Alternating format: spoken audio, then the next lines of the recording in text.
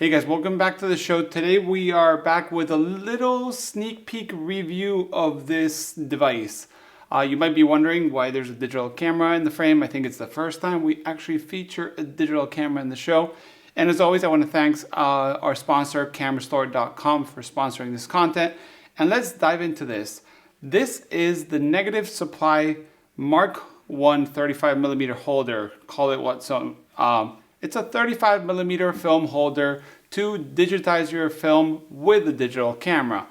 It basically has been a Kickstarter that launched like a month ago, and it was successful. I have one of the prototypes as a beta tester, I guess post beta tester, because this is already in production. And I want to give my impressions of what I feel. It does well, it does not so well, what are the pros and cons and whatnot. First of all, I want to disclose I am a horrible scanning person. I scan terribly wrong. I have a Fuji Frontier, which is over there in the same room we are in. This is my Sony a7S II, which I use for video most of the time, but I'm using it for stills. So first thing is first, I have never done scanning with a digital camera. That being said, when they offered me this device, I happily accepted, thinking there might be a challenge to try it out. Everyone's talking great things about it. And I received it. I have to say it has a very solid construction. It feels sort of 3D printed, but very, very high quality standard. Has metallic parts to put it all together, rubber little feet on the bottom, metallic little wheel to advance frame to frame, rubber wheels on the inside, so your film only gets in contact through those rubber wheels on the sprocket side of your film, so it's not so bad. And then the film has this way of going, which it goes in, kind of curves up, then goes straight, and then curves down and out. So that way it breaks that tension, and that curvature of your film will be flat, which is the most important thing when you're digitizing with a digital camera. We're using a macro lens. You need a basically light source like the one you see here. Let me raise this up. This is a huge light source I use for scanning my 11x14 negatives. And so how does it work? It doesn't do anything miraculous, like it won't digitize your film perfectly well on its own. What it tries to do is very simple. It just holds your film flat and is easy to advance frame to frame. That is what it does best. That is what it shines at. That is where other systems don't shine so much. And I know a lot of people do different devices to kind of like advance film for scanning, because this is becoming a very normal setup for people. And this little device at $279, it's not cheap, will help you do that very, very easily. I have been trying to scan without it and with it, and I have to say this makes it really fast. So let me go through the pros and cons. So pros, it keeps your film flat.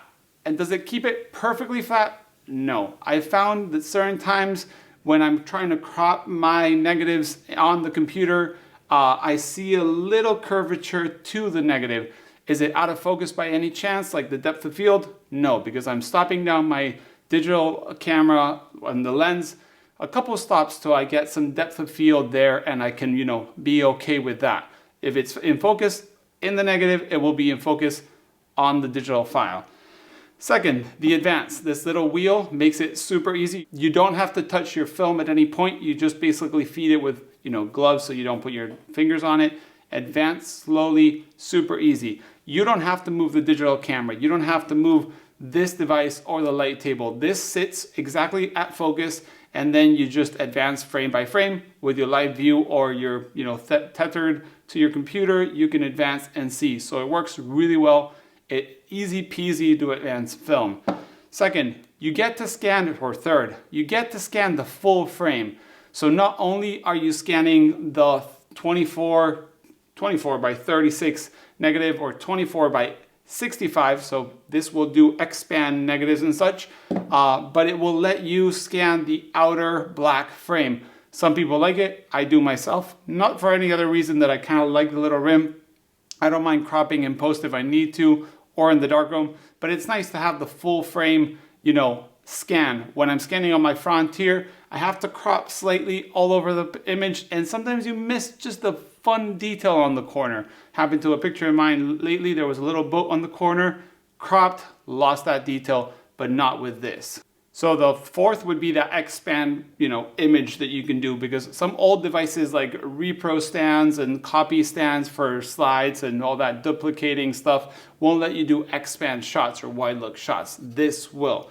Then we have the diffusion or darkening corners. So these corners that they have on inside the frame will sort of make it dark and won't bleed light into your lens. Of course, you can have some sort of device like tube going under your lens so it keeps the light out, and your light table covered so only light is coming through the hole inside the negative supply holder. So that works well, that it doesn't, extra bleed and kind of like give you light leaks, not light leaks, but you know what I mean, ghostings or flares on your digital scans.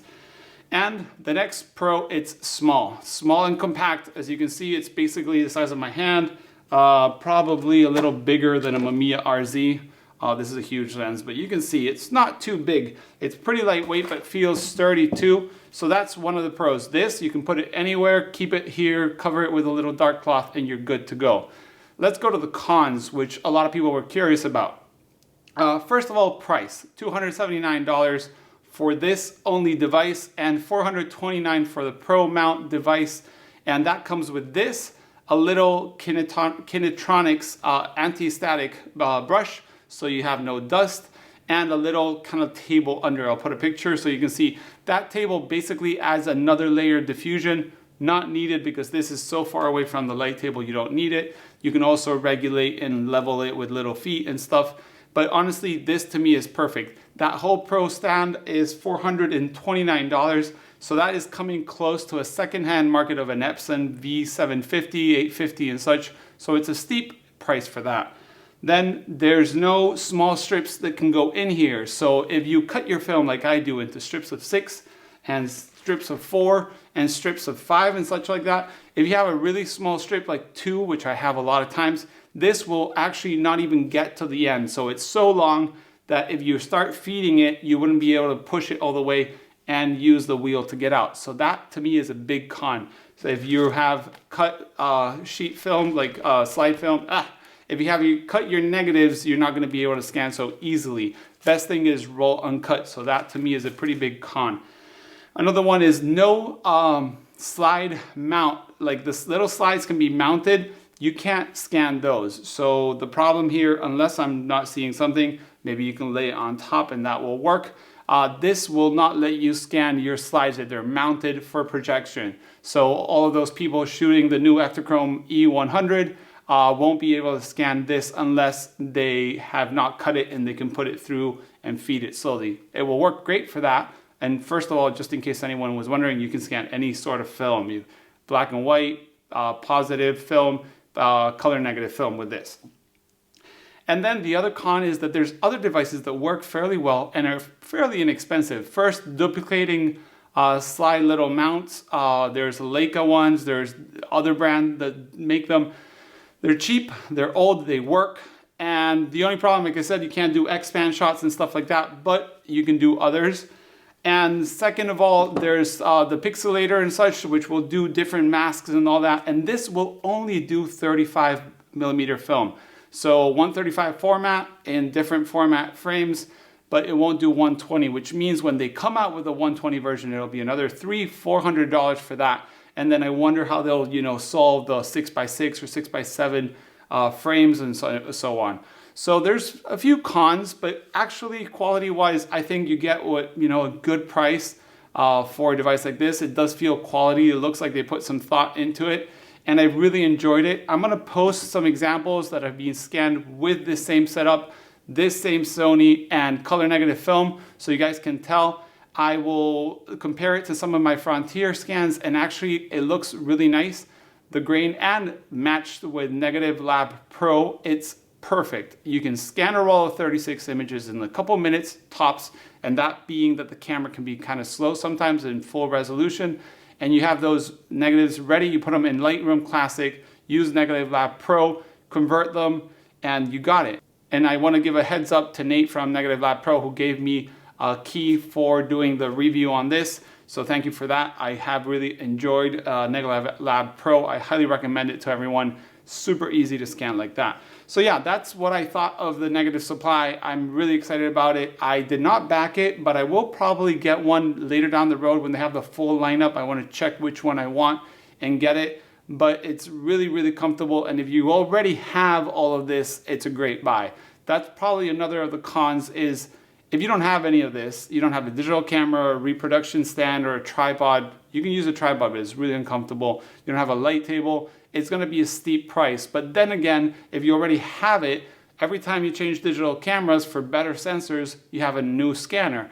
This will stay the same, light table will stay the same, reproduction, column will stay the same. So nowadays with the whole pixel shifting cameras with 240 megabytes or whatever it is, megapixels, that will be amazing scans and usually much faster than the Epson scanners or Frontier scanners and such. So yeah, guys, thanks for watching. If you have any questions, leave a comment below. This device is going back to another person, or I'm shipping it to another person tomorrow, so I won't have it in my hands. I'll be missing it, but I hope you enjoyed this. See you in the next video.